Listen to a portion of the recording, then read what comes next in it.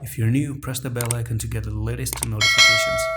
Assalamu alaikum everyone, welcome back to Bitcoin update today. And Bitcoin is trying to trade at 23,200. It's been stuck here for since yesterday, and right now I do see Bitcoin on the 1 hour time frame. We talked about the bear flag yesterday. Now it is a clear bear flag. You cannot deny that. When you went down like this, that's pretty much a very clear bear flag. Broke down, and a technical target is down here. So, however, you can see that on the 1 hour time frame, it's support here, support here, support here, lots of support coming up, retesting it as resistance there, nothing fancy. Okay, now however, if you try to break above $23,331, this is where we can actually try to push up, and it's kind of expected a little bit that you can actually do that, but don't get excited if things do break to the upside. The reason why you shouldn't be excited if they're going to break to the upside is because yesterday I remember telling you this on the 4 hour time frame. When you broke to the downside, when Bitcoin came down to $22,800, you had this support here,